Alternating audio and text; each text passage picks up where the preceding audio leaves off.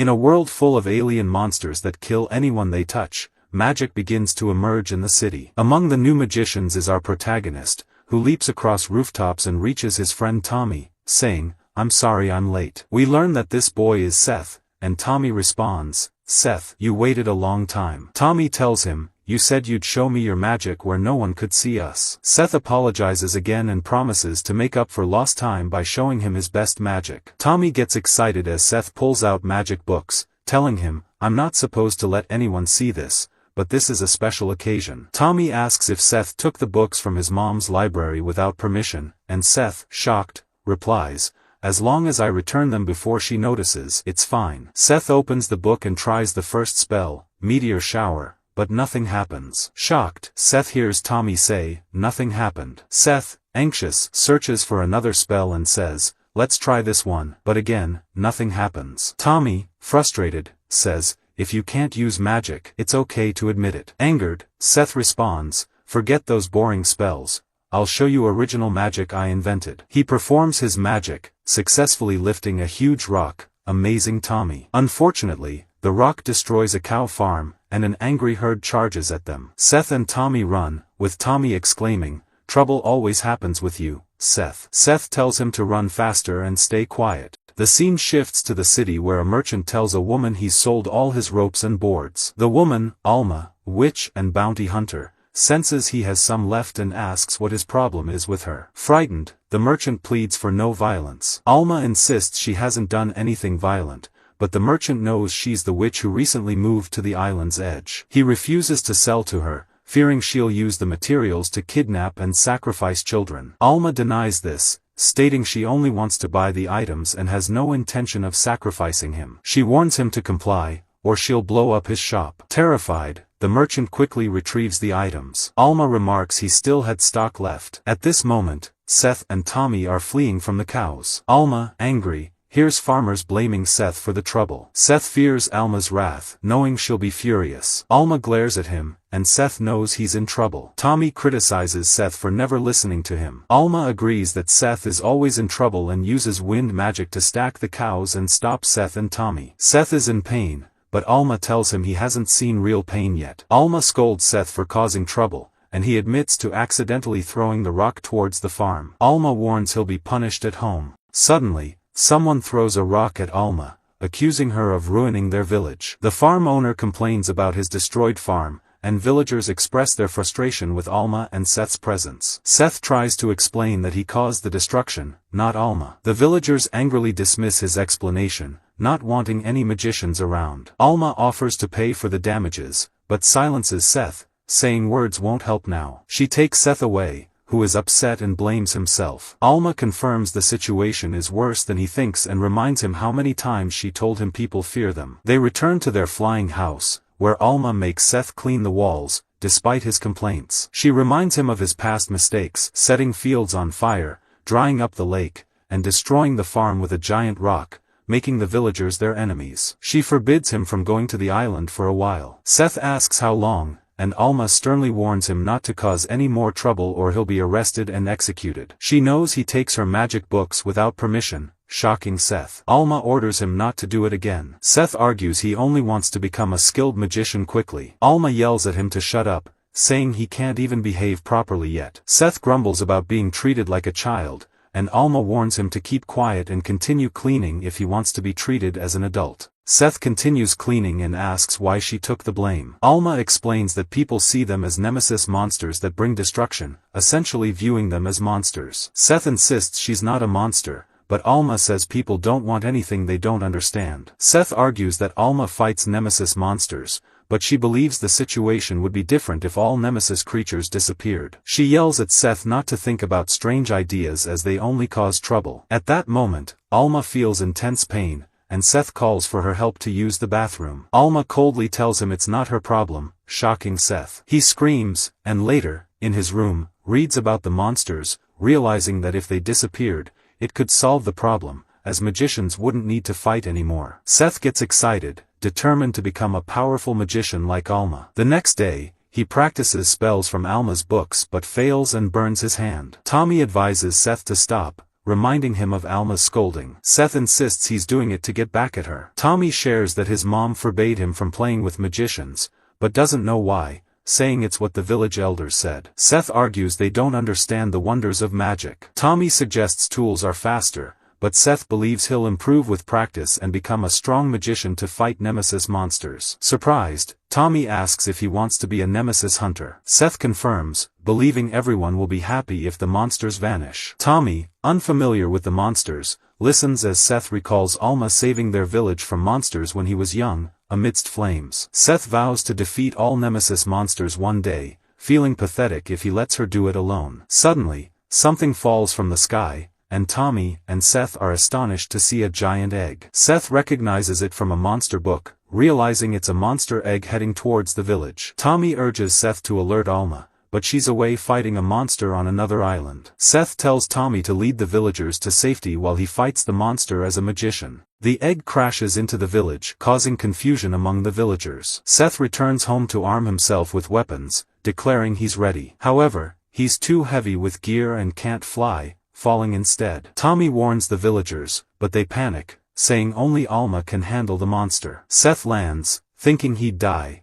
and asks the villagers about the monster. They point out he's standing on the egg. Nervous, Seth realizes and asks about Alma. The villagers tell him Alma should handle it, but Seth insists he can defeat the monster alone. The egg hatches, and a giant monster emerges, causing the villagers to flee. Seth attacks but fails, then uses a magic sword, which breaks instantly. Shocked, Seth is struck hard by the monster. Tommy, worried, runs to help. Seth acknowledges the monster's strength. As the monster targets Tommy, Seth shields him with his body, asking if he's okay, calling his action reckless. Seth urges Tommy to escape, but Tommy hesitates, seeing Seth weaken. Tommy seeks the villagers' help, but they're hiding, scared of the monster. Seth keeps resisting until a powerful magician appears, attacking the monster. A group of magicians, led by their commander, asks if Seth is okay, calling his solo attack reckless. Seth, surprised, realizes they are magicians too. The wizard replies to him, "Of course, boy." At that moment, the monster rises again,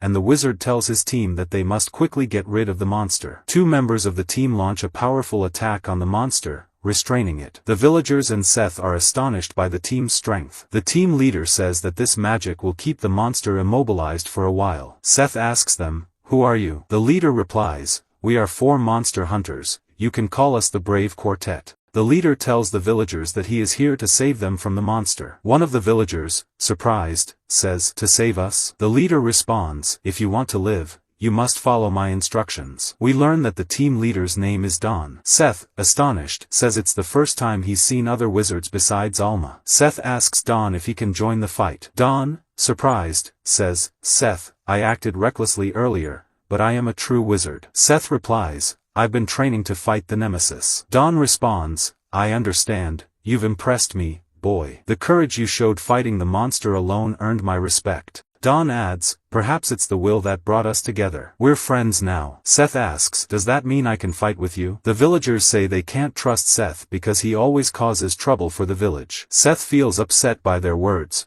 but Don interrupts, telling them there's no need to speak that way. Don removes his hat, revealing strange horns, and says, "He's a wizard like me, and I trust this boy." Don tells the villagers to stop wasting time. The monster won't be restrained for long. He instructs them to evacuate quickly. A villager mentions that people are still in their homes. Tommy thinks about his parents. Don assures them that they will handle the evacuation but will need someone to distract the monster. Don asks Seth if he can do it. Seth eagerly replies, "Of course. I never expected to be bait. I can defeat the monster." Don laughs, "That's what I wanted to hear, but remember, you mustn't be reckless and retreat at the right time. You can't solve problems with brute force alone. You need to act wisely. That's what it means to be a true wizard." Seth responds, "Yes, sir." The time is running out, and the monster is about to break free. The team goes to evacuate the village, and Don tells Seth, "I trust you, boy." Tommy calls out to Seth. A villager shouts that Tommy's father is still in the bank. Tommy replies, "I'm on it." Seth prepares to face the monster, deciding to use his magic this time. The monster breaks free, and Seth attacks, but the giant easily blocks it. The monster quickly retaliates, and Seth narrowly escapes. Seth remembers Don's words and says he now understands. Meanwhile, Tommy is looking for his father. A man tells Tommy's father that a nemesis monster is in the village. Everyone is shocked. Tommy's father tells the mayor they must gather important documents and evacuate. Don and his team arrive, and Tommy's father asks who they are. Don speaks sinisterly, "Why are people still here? You need to leave quickly." Seth distracts the monster, leading it through the town. Suddenly, Seth pulls a chain, restraining the monster and knocking it down. Seth says, "You can't hurt anyone now." He scolds the monster for destroying the village and throws a small rock at it. The monster, enraged, prepares a powerful attack. Seth dodges, but the monster's attack causes significant destruction. Alma, returning home, irritated about being called for what she thought was a false alarm,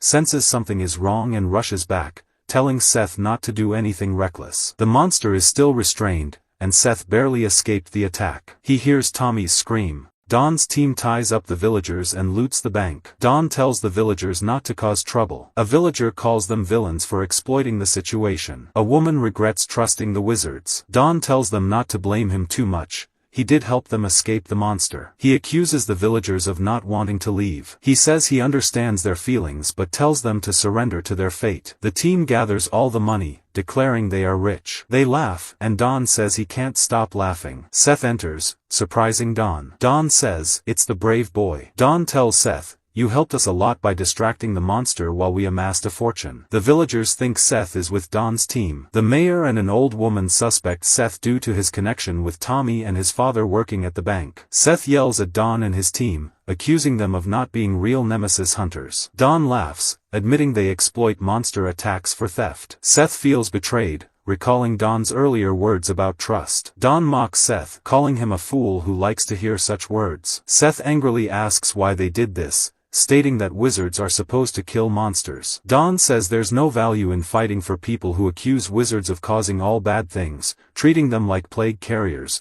only relying on them during monster attacks, and then turning them over to the Inquisition. A villager accuses the wizards of attracting the monsters. Tommy's father calls Seth scum for involving him and his son. Don tells Seth, "You hear them? You fought until you were injured, and all they do is hurl insults at you. They won't even thank you. You think you're in the same world as them, but to them, we're like monsters." Don tells Seth that he'll only be betrayed if he tries to be a hero. Don's team asks what to do with Seth. Don tells Seth that soon he'll understand they are similar. Seth, angry, insists they are not the same. The monster breaks free and heads toward the bank. Don's team plans to leave quickly. The villagers plead not to be left to die, asking to be untied. Don says goodbye, calling them wretched humans. He tells Seth to crawl away if he can to avoid death. The villagers scream in fear as the monster reaches the bank. Tommy cries, and Seth assures him everything will be alright. Seth stands up, determined not to let anyone die. He remembers Don's words but says they are not alike. He wants to be a great wizard who protects everyone. The monster unleashes a powerful attack. Don's team watches from afar, believing the villagers are doomed. Don calls Seth foolish. Suddenly, they see Seth resisting the powerful attack. Don is shocked, saying it's impossible since Seth barely knows magic.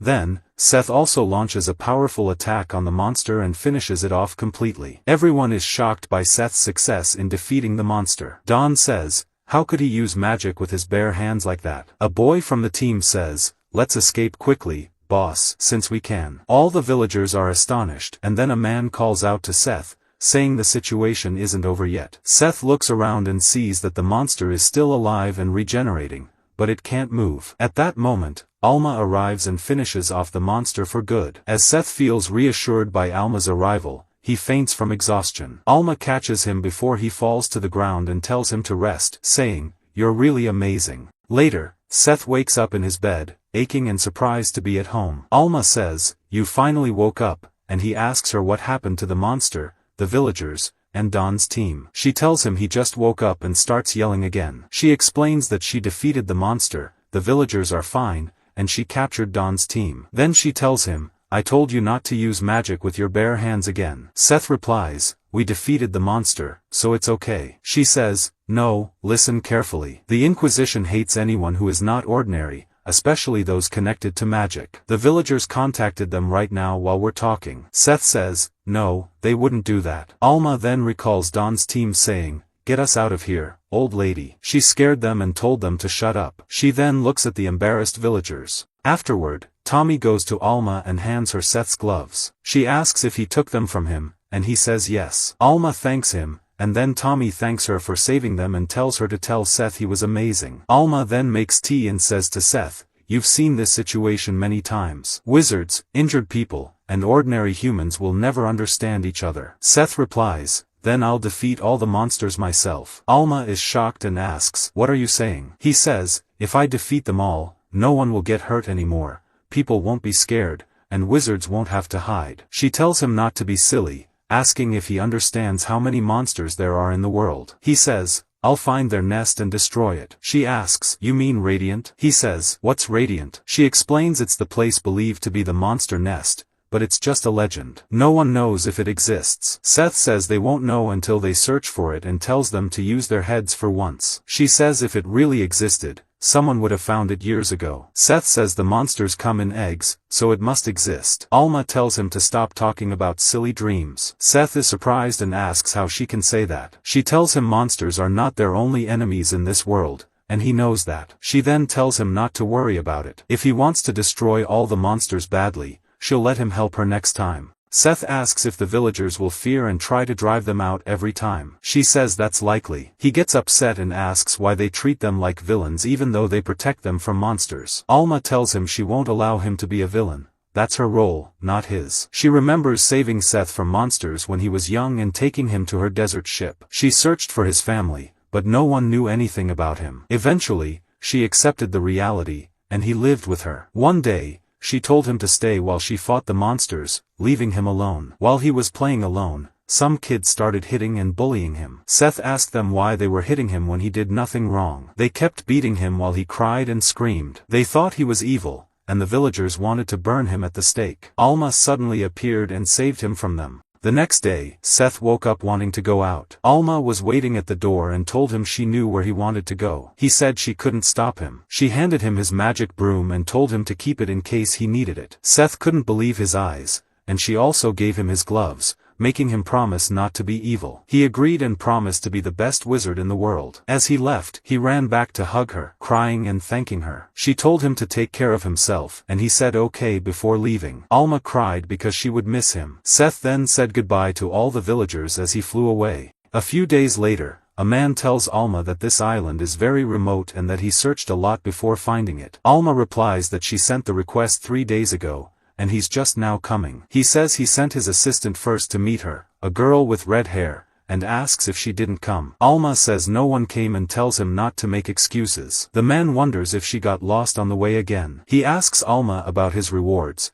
and she says he'll get a reward for bringing the monster remains and calls him stingy, saying she knows everything well. He agrees and suggests they collect the rest of the monster before the Inquisition arrives. They get on his ship and leave. Alma thinks it has indeed been 3 days since Seth left and hopes he is okay. Meanwhile, Seth is fighting a group of soldiers, hitting them. He asks them why they want to arrest him. The ship's captain asks what's happening, and a guard says Seth hit their ship. The chief guard says Seth blocked their ship's path. The captain says Seth looks like trouble and wants to investigate him. All the guards surround and hold Seth. The captain focuses on Seth's horns, and then Seth gets angry at the soldiers holding him and throws them away with a magic attack. The captain asks if he is a wizard, and Seth replies that he is but still in training. The captain calls him stupid. Seth angrily replies, calling the captain and everyone else stupid, which is what Alma always says. The captain tells the head guard, "This boy looks ignorant. Haven't the news of the new laws reached these remote places yet?" The head guard tells Seth, "Boy, you're using magic in front of us. If you don't have something to prove your identity, we have no choice but to arrest you." Seth says, "But I didn't do anything wrong." The captain responds, "But you might in the future." "I'm sorry, these are the new laws. We are inspectors, and it's our duty to enforce the law everywhere." At that moment, the guards attack Seth and arrest him. Seth is in the cage, frustrated, and sees his bag with the guard. He says, "Give it to me," but the guard ignores him. Seth hits the cage, hurting himself. He says the cage makes his magic not work at all. The captain tells him the cage is made of black silver, which completely prevents magic. He says, "We're always ready for people like you." Seth asks, "What are you going to do to me?" The head guard responds, "You'll spend 10 years in the capital's prison." Seth is shocked and says, but I haven't found Radiant yet. The head guard is surprised. The captain says it's a mythical story among magicians. It's said to be where the Nemesis monsters come from. The head guard asks Seth if he really believes that place exists. Seth says, of course, I'm going there to kill all the Nemesis monsters. The head guard says he's just trying to escape by saying anything. The captain says, no, he's just a fool. Seth says, who are you calling a fool? He's about to repeat Alma's words when the captain interrupts, I've heard this before. I'm advising you, don't say that word everywhere. It's forbidden. Don't add more accusations against you. Behave well. The head guard tells the captain, he's right, magicians are cursed. The captain agrees, yes, anyone who survives an encounter with monsters gets cursed, and strange things appear like those horns. This makes others hate them. But this curse indicates they can use magic. Seth says, what are you talking about? Magicians aren't like that at all. The captain leaves, and they move Seth to another place. Seth says he's in big trouble, which is why Alma always told him to hide his horns. He remembers talking with Alma, asking where he should go. She tells him to go to the city of Artemis. He's confused, and she calls him stupid, saying, how will you reach Radiant without any clues to search for? He asks if he'll find clues there. She says she doubts anyone knows anything, but it's the best option. He asks what kind of city it is. She says it's where all magician research gathers. She tells him to go to a person named Yaga, one of the most powerful magicians, who might know something. She tells him to avoid the yellow cat's eyes. Suddenly, Seth remembers and sees a magical creature in front of him. He's startled and hides the creature in the hair of a girl in the cage next to him. The girl says, good morning. He says, my name is Seth, and you? She says, I'm Mealy. I was going to Island 21 in Pompo but got lost on the way. Seth says, that's where I lived. The girl is happy and says she was going there for the Nemesis corpse. Seth is surprised and asks who she is. She says she's a magician from Artemis. Seth is happy to hear she's from Artemis. He's surprised when the magical creature comes out of her hair again. The girl says, this is Mr. Booby. Seth asks if it's her pet. Mr. Booby gets angry. Mealy says, no, he's my friend. Seth asks if she got arrested even though she's a magician from Artemis. She says it's because she's still an apprentice and got separated from the only person who could verify her identity. She says she'll be fine when they come for her. Seth says he understands. Mealy notices his horns and says they're beautiful. Seth is happy. She asks if magic comes out of them, like shooting beams. He says, no. She says that's really sad. Seth gets frustrated and says, what kind of weirdos are we dealing with? Mealy laughs and is about to shake his hand when suddenly there's a big explosion. The man who was with Alma shows his ID. He thinks if they find out he's carrying the monster's remains. At that moment, Mealy sees him and says, you came for me. The man is nervous and asks, what are you doing here? She says she told them she was going to get the monster's remains, so they locked her up. The head guard asks the man if he knows the girl. The man nervously says, no, not at all. The captain asks about his cargo, saying it's the monster from Island 21. The captain says the man saved them the trouble and orders him to be thrown in jail too. They lock him up as well. Mealy asks him why he got arrested. He says it's because of her. Seth asks, who is he? She says, that's Doc, and I'm his assistant. Doc gets angry and asks if she got arrested because she told them she was taking the monster's remains. She says they asked her. Doc gets angry, saying, what do we do now? Seth asks if Doc went to Island Pompo. Doc asks who he is. Seth says he's the one who defeated the monster and asks if Doc is also a magician from Artemis. Doc says, I'm not a magician, I'm a researcher. He says he knew there were remains, so he went to get them. If they're in good condition, he'll get a good reward, but they're useless if they're torn apart. Seth says he didn't tear them apart. Seth asks why Doc doesn't hunt them himself. Doc says it's clear the effort and hard work involved. He couldn't handle any of it. You magicians can deal with it. The monsters fall from the sky like rain, and you magicians hunt them easily. Doc says magicians' roles are very important. Seth says he has a solution for all of it. Doc asks what it is. Seth says he'll destroy Radiant. Doc is surprised, and Mealy laughs, saying she's never heard anyone talk so crazily before. Doc says it's just a myth. Seth says it doesn't matter, he promised Alma. Doc asks if he's Alma's student. Seth says no, she's like his mother. Seth says the important thing is that Doc will take them to Artemis. Doc asks how they're supposed to go now, in these cages. At that moment, Mr. Booby brings the cell keys, and they escape the cages. But Doc is nervous, saying if they're caught, they'll be executed. Seth says, what are you whining about? Let's go quickly. They sneak out, looking for their belongings to escape, but the captain sees them. He says, "Wouldn't it have been better if you stayed where you were? No one escapes my sight." They try to convince him to let them go, but the captain orders the guards to arrest them. Seth attacks and defeats the soldiers. The soldiers attack Seth again, but Mealy blocks the attack easily. Seth tells her she's amazing. She says defensive magic is her specialty. The soldiers attack again with arrows, destroying the shield. Then they attack Seth and Mealy with swords. Just when they're about to capture them, Mealy's personality changes, and she destroys the soldiers. Seth asks Doc what happened to Mealy. Doc says it's because of her curse. When she gets angry, it activates. Mealy defeats all the soldiers, but then the captain suddenly points an arrow at her head. Seth attacks and saves them. They escape from the soldiers. The captain notices Seth using magic with his bare hands. The team then arrives at the city of Artemis. Seth arrives in the city with them and is amazed by everything. They head to the inspection area, and Mealy tells him they have to pass through here first before entering Artemis. The supervisor asks if it's his first time here, and Seth replies, yes. She then asks if he's with someone from Artemis, and he says, yes, with document. She then asks if this respectable man will be his guardian and if he plans to stay here permanently. Mealy explains that to work as a hunter or do anything,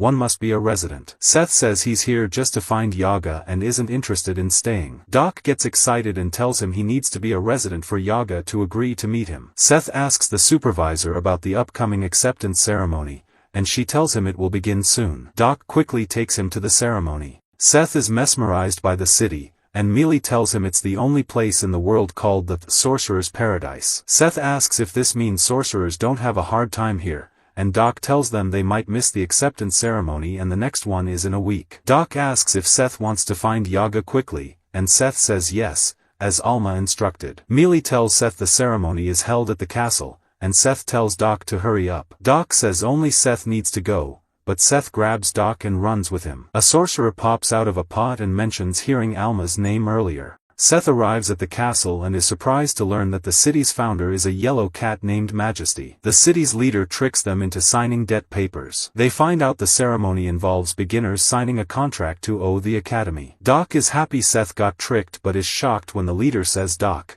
as Seth's guardian, is responsible for repaying the debt. Doc falls to the ground, crying. Mealy asks what's wrong, and Seth recalls Alma's warning about not trusting the yellow cat. Seth asks Mealy if the same happened to her, and she says yes, but she wasn't good with formalities and forgot the debt. Seth says it doesn't matter, they don't have to follow the cat's orders. Doc says no, the debt is his responsibility. Seth apologizes to Doc but insists he must meet Yaga to find the Radiant and leave immediately. Seth runs quickly, taking Doc and Mealy with him. They start looking for Yaga in the city and encounter a free path and a paid one. Seth immediately takes the paid path, increasing their debt. Doc screams about the rising costs. A woman gives Seth a towel, increasing their debt further, and Doc continues to scream. They enter a place, and Doc warns them not to order drinks. Seth orders milk immediately when the hostess asks, increasing the debt again. Mealy asks someone about Yaga, who treats her like a child, making her destroy the place out of frustration. They still don't find Yaga. Suddenly, someone pops out of a vase and asks if they're looking for Yaga. They tell him to show them quickly. He asks what they plan to do with Yaga. Seth says he wants to ask about the Radiant and then destroy it completely. The man says not to be fooled, there is no Radiant. Seth insists he must reach the Radiant. The man says he's Yaga. The next day, Seth goes to Mealy and asks her to teach him magic. Mealy asks why he wants to learn now, and he says because he met Yaga, who told him he needs immense power to reach the Radiant. Mealy is happy Seth trusts her but says she can't teach him. Seth thanks her and says he'll learn on his own. They go to Doc, who blames himself for bringing Seth along. Doc agrees to help Seth train only for Alma's sake. He says he'll only teach him to read spell books. Seth says that's great and asks to learn the comet spell. Doc agrees to look it up in the book. After teaching him, Seth says it isn't working even though he did everything as instructed. Seth tries again, and it works perfectly. Seth and Mealy then practice spells on each other. Seth goes to Yaga and tells him he's ready to go to the Radiant. Yaga hits him and says he's very naive, even the strongest sorcerers couldn't reach it. At that moment, a monster appears and swallows Doc into the drain. They think it's a nemesis that appeared in the drain. Yaga tells them they still seem like amateurs. He explains it's a demon fish called a kraken fish, which thrives on strength. Doc wakes up to find the monster drinking his coffee. Yaga tells Seth to consider it training and fight the monster. Seth and Mealy go down to save Doc but struggle with the monster. Seth returns to Yaga, who asks if he's giving up. Seth says no, he has to save his friend. They go back to Doc, who tells them not to rescue him because it would make him look bad in front of his lady, Miss Melba. Seth tells him to snap out of it because the monster will eat him. Finally, Seth rescues Doc, who is overjoyed that Seth did all this for him. They find out Doc and the monster, named Devi, become coffee buddies, and the monster befriends the whole team. They return to Melba's cafe, and Mealy tells Seth he was amazing yesterday. Seth says he couldn't have defeated the monster without her help and needs to get stronger. Yaga suddenly appears as usual, startling the team. Yaga tells Seth he's weak and Seth asks Yaga to train him more. Yaga smiles evilly and says he plans to, telling Seth not to give up yet. Melba arrives, making Doc happy. He tells her he forgot to thank her for yesterday, saying her coffee is the best he's ever had. Embarrassed, he says he'd be delighted to live with someone who makes such delicious coffee. He's shocked to learn that the puppet father will make his coffee from now on. Yaga begins teaching Seth magic and gives him new gloves, explaining they are made of black silver and naturally block magic. Seth gets angry and tries to remove them, which results in him getting shocked. Seth asks, "What's the point of these? I can't train like this." Yaga responds, "In your current state, you're not capable of training. What kind of magic did you use today? I've never seen someone use magic so recklessly. You gather magic randomly, damaging your magical tools. I don't want to teach someone so reckless." Seth is confused and says, "Does this mean I'm strong but just reckless? What's wrong with that?" Yaga retorts, "What do you want from this strength?" They discuss the true meaning of strength, and Yaga says, "You won't take off these gloves until you understand true strength." Seth asks, "What if I take them off?" Yaga replies, "I'll expel you." Seth remains frustrated all day from Yaga's words. At this moment, Doc rushes in, telling them that the yellow cat has sent a summons and they must go quickly. The cat tells them they now have the highest debts in the Academy's history. Seth and Millie, the two dim-witted ones, are happy about this. Seth yells at them, "Do you think this is something to celebrate? These debts are on me, and it's all because of you, Set." The cat says he considers all residents of Artemis as his children, but even a father can't take care of everyone, and this is really bad. Therefore, they must be expelled. He tells them the solution is to pay all their debts immediately, which they can't do. They end up having to clean the city's tower from the outside, while Doc turns a wheel inside, pushing through fatigue by imagining himself with his beloved Melba. Set and Millie finish cleaning but are shocked by something flying in the sky. Millie says, "That's the direction of the savings." It turns out to be Veer Dawn trying to steal the city's money. Seth recognizes them as the four thieves and says, "Didn't the old man lock you up?" They reply that escaping from the island was easy and they've escaped from them with ease. Millie sees them in swimming suits and laughs, but Seth says, "They are thieves, Millie. Go back quickly." Millie uses powerful magic on them, but the thieves are unaffected because their suits are made of magic-resistant gloves. After Seth and Millie think they've defeated them, the thieves come back. Mr. Bopuri messes up Don's face,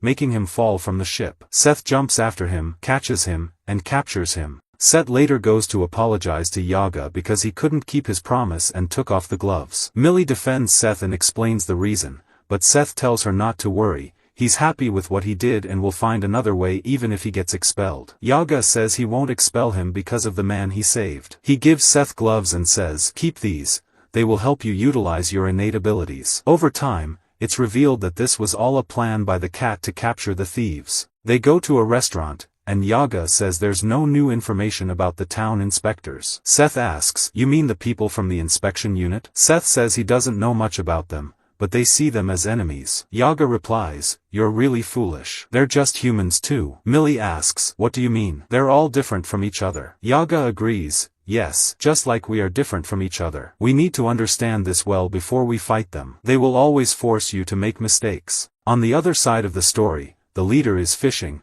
saying he can't catch anything. His deputy joins him, and at that moment, the deputy causes the leader to lose his catch. The leader jokes, "You won't have dinner tonight, deputy." The deputy is shocked, and the leader says he was just joking. The deputy comments that it's the leader's role to provide food and supplies. The leader admits he didn't expect to remain on high alert for so long. The deputy replies, "That's why you pursue your hobby, passing the time and providing food at the same time." The leader jokes, "You don't like fish much, do you?" The deputy replies, "Fish is my favorite." Both the leader and deputy are happy to catch a big fish, which amazes the guards. One guard asks his colleague, "What's up?" The colleague explains, "Is the leader always like this?" The colleague answers, "He seems irresponsible, right?" The first guard agrees. The colleague adds, "Tomorrow, you'll see how amazing he is." They continue working quickly, and the guard thinks that everyone says the leader is truly amazing and known for his sharp eyes. He expected a lot when he was assigned here,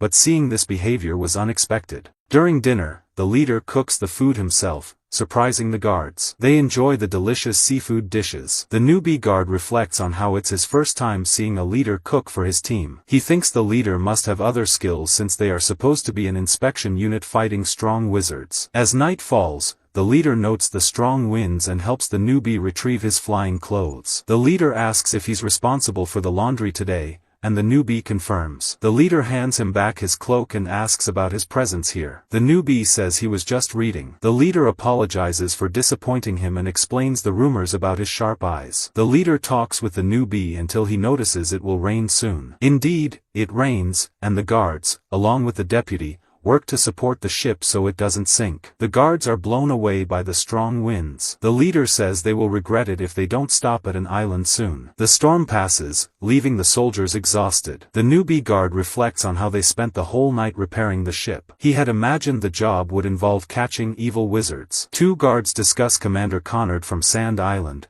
predicting he'll get promoted again. The newbie guard realizes that Commander Connard and Sand Island are entirely different from their leader. The leader and deputy continue repairing the ship. The deputy apologizes for needing the leader's help, and the leader says it's fine and suggests they finish and eat quickly. The deputy agrees, addressing him respectfully. At that moment, a soldier rushes to the leader, reporting that they received a signal from another unit in a different area. Their ship is damaged, and they can't fly. They urgently need help because of a nemesis monster. Back at Melba's restaurant, Seth asks Yaga, "What do you mean? Are there good people in the inspection unit?" Yaga confirms, "Yes, and it's not just about the inspection unit. We can find good and bad people among wizards and ordinary people too. It depends on the person's character. Not all inspectors are evil, but they aren't friendly either." The atmosphere seemed friendly as the captain and his team reached the crew of the stranded ship. The captain greeted Captain Drago and his team, saying, "I heard you were attacked by Nemesis. I'm glad you're safe." Drago responded, "Yes, we were returning from a mission when the flying Nemesis attacked us. It was incredibly strong and caused significant damage to our ship, but under my command, we managed to fend off the beast." Drago then asked, "What happened to Nemesis?" The captain replied, "Why should I care? I need to deliver the mission fruits to headquarters immediately." Drago inquired, "You mean some kind of cargo?" The captain, seeing Drago's interest, said, "Since you're here, I'll show you," and revealed a large number of captured wizards. Drago was shocked by the sheer number, and the captain explained, they were all troubling citizens with their dark magic. The rookie guard was equally astonished, remarking, "That's expected from the inspector, always doing this." Drago then asked, "What do you want us to do now?" The captain replied, "Isn't it obvious?" After that, Drago's team began repairing the damaged ship, which the rookie disliked. Another guard remarked, "I know Captain Edmund's guards are injured, but he's a real tyrant. He's famous for capturing a large number of wizards every time." The rookie agreed, "Yes, he captured many in this mission." Another guard mentioned, "Captain Edmund used to serve under Commander Connard." The rookie was shocked and exclaimed, "The hero of Sandtown?" A guard added, "Don't forget that Captain Drago was Commander Connard's commander." The rookie thought to himself, "Isn't that why he lost the race for ranks?" The deputy then yelled at the team to finish quickly, and the rookie thought about requesting a reassignment after this mission because this wasn't what he dreamed of. He wanted to fight as a real inspector. The rookie then informed Captain Drago that the ship repairs were complete. Drago apologized for making them work on repairs and asked how the repairs were going. Drago replied, "We're almost done, and you can fly today." At that moment, the flying nemesis that had attacked the ship earlier appeared, terrifying Captain Edmund and the guards. Drago reassured them, "The beast isn't interested in us," and led it away from both teams. Drago commented, "I think there's a town in that direction," and Edmund said, that's excellent. These beasts tend to attack populated areas, so we're safe. The rookie was shocked and asked, are you letting the beast escape? Edmund replied, of course, who would be stupid enough to fight such a powerful creature? The rookie protested, but if you do that, the town will be destroyed. Edmund angrily retorted, that's not our problem. Our only enemy is the wizards, and we can't waste time on these beasts. Just as the rookie was about to speak, Drago intervened. There's nothing to worry about, great Captain Edmund. Drago explained, we capture wizards because they can threaten the lives of the weak, and Nemesis is very similar. We can't ignore it. Edmund argued, but our weapons aren't magically enhanced like the wizards. We can't defeat Nemesis. Drago replied, we still have our own ways of fighting. At that moment, the deputy arrived with the soldiers, ready for battle. Drago acknowledged that they might not be ready due to the time spent on repairs, but now they had a greater task. He addressed the team, our enemy is Nemesis, a terrifying foe for ordinary people like us who can't perform miracles. Honestly, I don't want to fight it either, so I can't order you to risk your lives. But the first meal you'll have after protecting the town's inhabitants will taste like heaven, much better than if we ignore the problem. The team got excited, and Edmund was frightened. Drago then ordered them to hunt the beast. Drago asked the rookie to fetch his bow and arrows, and the rookie eagerly complied. Edmund, infuriated, told his soldier, they haven't returned yet. Edmund concluded, the beast must have killed them all, which is better for us. At that moment, a soldier reported that Drago and his team had returned. Edmund was shocked, and when Drago arrived, he acknowledged Drago's accomplishment, saying, I didn't expect less from the Ocelot's eye. You drove Nemesis away without any losses. Drago responded, all we did was prevent it from flying and made it fall into the cloud sea. Edmund, now anxious, said, I'll report your victory to headquarters. Since my ship is fully repaired, I'll be leaving. At that moment, Drago aimed his arrow at Edmund's head, and Edmund asked, what are you doing? Drago replied, I'm sorry, but from now on, this ship isn't yours. The deputy released the prisoners, and Edmund asked, why did you release them? Drago explained, they don't need to be in black silver cages. None of them are wizards. It's easy for you to capture a group of ordinary people and label them as wizards. You've built your rank on a series of false achievements. Edmund, now desperate, proposed, let's work together. I heard you're an old acquaintance of Commander Connard, right? Drago shot an arrow at Edmund's face, saying, you're also a threat to the lives of the weak. You're a disgrace to the inspection unit, worse than the monsters. I'll judge you in front of Commander Turk. No one escapes the Ocelot's eye. Edmund retorted, so the rumors are true. You've earned Commander Turk's favor. Edmund and his entire team were then arrested. Sita and Mealy strolled through the city during a surprise festival. Mealy explained, every few months, Director Majesty senses the need for one. Sita was surprised, he organizes these big festivals whenever he wants. Mealy replied, yes, there are many shops here too, which is really fun. Sita got excited, asking, there must be magical tools as well, right? Mealy confirmed, yes, let's go check them out quickly, Sita. Sita enthusiastically agreed, even the yellow cat makes amazing things. They encountered Doc, who asked, what are you talking about? He explained, he doesn't just do it whenever he wants, he does it to make more money. He wants foreign currencies and visitors, and it ensures the inspection unit can't mess with the town easily. He's deliberately maintaining the delicate situation of this place. Sita didn't understand and asked Mealy what Doc meant, but Mealy was also confused. Doc reassured them, don't worry about it. If you're going to spend money at this festival, why not enter the broom race and win the grand prize? Mealy eagerly suggested, let's find out about it, Sita. The yellow cat announced it was time to test the knowledge and skills of the academy students through the broom race, with a prize of 10 million dimes for the winner. Sita was shocked to find out there was an entry fee and asked the supervisor, really? The fees go to the town's budget? Sita lamented, I thought I could showcase my flying skills on the broom. Mealy added, but we don't have money for that. A conceited person approached and taunted, don't make me laugh. These races aren't for villagers like you. Sita asked, who are you? Mealy didn't recognize him either. The boy arrogantly responded, how can you not know me? Are you really from this city? He introduced himself, and his companions praised him as Nick, the champion of the last broom race, the son of the town's most famous residents, and known as the best among all young wizards. They kept praising him while he pretended to be modest. Sita and Mealy were puzzled, and Mealy commented, I thought Nick lets his money speak for him in order to win by any means. Nick gets angry and says to her, you must be thinking of someone else, but it's no problem. There's no girl I can't forgive. Then he turns to Seth and says, you're the new kid here named Seth, right? And there's a famous witch named Alma, isn't there? I've heard you were her student. Seth responds, you know Alma? Nick replies, just her name. She's a witch who refuses to work with Artemis because she wants to maintain her image as a solo witch. I've heard rumors, and I doubt she's strong at all. All witches must cooperate with Artemis. That's why I see her as selfish. I bet she's been running away all this time because she's weak. Seth gets angry and says, don't you dare speak ill of Alma. Alma may be harsh, quick-tempered, and seem mean, but she's the strongest, and that's a fact. Don't speak badly about her if you don't know her. Nick and his companions get scared, and Nick says, if you're so sure she's a strong witch as you say, you have to prove it as her student. Try to beat me in the race, and I'll believe you if you defeat me. Seth accepts the challenge and says, you'd better start practicing begging for mercy. Seth gets angrier and says, he's underestimating Alma. Mealy tells him, you trust Alma a lot, Seth. He responds, of course, and she asks, what was she like? Seth recalls everything he did with Alma and promises her that he will become a great wizard. Back in the present, Seth shows Mealy the magic broom and says, Alma can be very scary when she's angry and scary even when she's not. She's terrifying. Mealy laughs and says,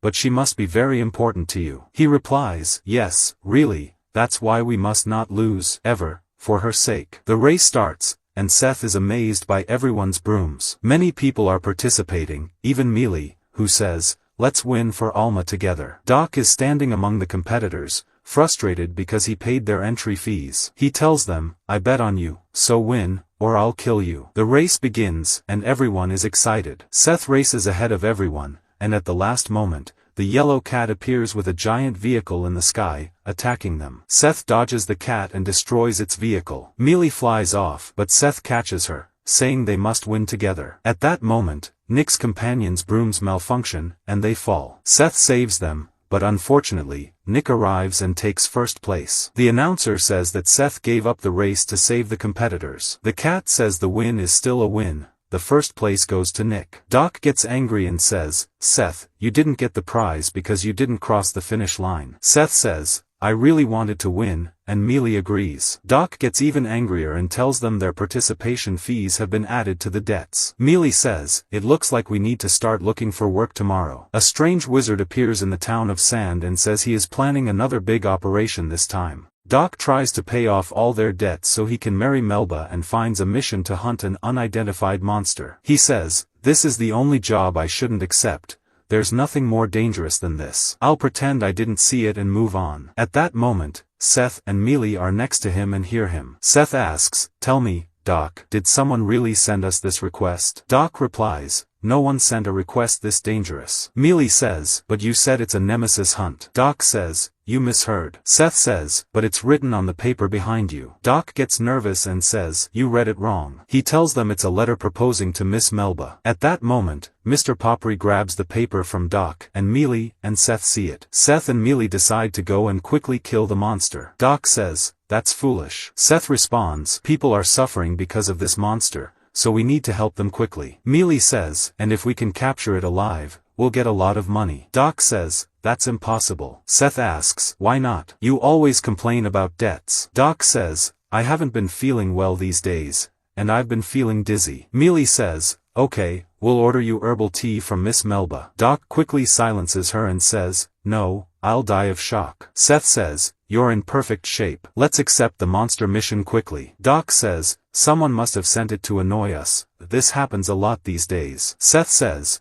but it might be real, and regular people won't be able to fight the monster. Doc says, even if the request is real, I'm sure the inspection unit will do something about it, so we shouldn't risk ourselves. Seth says it's written that the inspection unit won't do anything at all. Doc says, if you insist on going, you can go by yourselves. Seth tells Doc, you're a researcher, Doc, so help us in researching the monsters. Doc says, I refuse. I've made my decision. I won't mess with anything dangerous again. At that moment, Miss Melba grabs the request, and Doc is instantly frightened. Melba asks Seth if they are thinking of capturing the monster alive. Her father says it's difficult to kill. They think they can capture it alive, right? Seth says, yes, if the three of us work together, we can easily capture it alive. Melba tells Doc, "You're going too, Doc. That's really amazing." She says she didn't know he had a spirit of adventure. She says that it's a very compassionate act to fight battles to help people you don't know. Doc is embarrassed and says he's proud of himself because he's the kindest Artemis adventurer. She asks him, "Aren't you afraid of fighting the monster?" He fakes enthusiasm and says it might be true for someone inexperienced,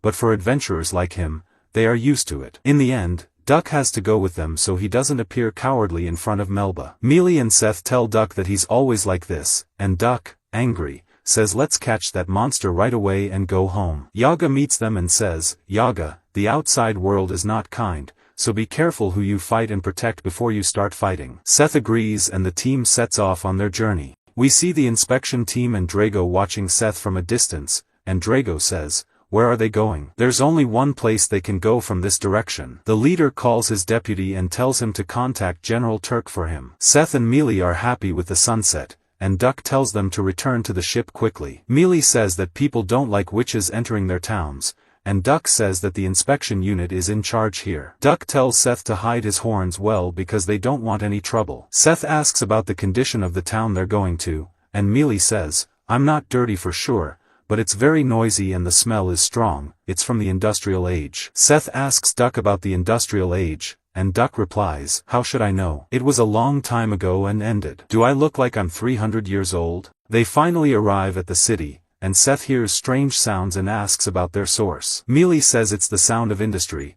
the city has a lot of industries. Seth asks Mealy to remind him of the name of the town, and she says it's Prosperity, but now it's known as the city that never stops roaring, Zamble. They are amazed by the city, and Mealy says it's very different from before. Duck says there's no checkpoint or anything at the entrance, so let's leave the ship here. Seth says the noise is too much and it's driving him crazy. Duck tells Seth to lower his voice, saying they'll attract attention, and the inspection unit will catch them. Seth wonders why he doesn't see anyone, and Mealy suggests they might all be eating. Duck says he doesn't know what's going on, but it's better if there's no reckless person around them. Duck says the requester, Zaida, lives on 12th Street. Seth gets excited and tells them to head to Zaida's house. Because the city is like a maze, Seth, Mealy, and Duck get lost and can't find Zaida's house. Eventually, Duck gets tired and sits down on the ground from exhaustion. Seth and Mealy tell him to take a break to rest. Mealy looks for Mr. Bowbury but can't find him and says it's terrible.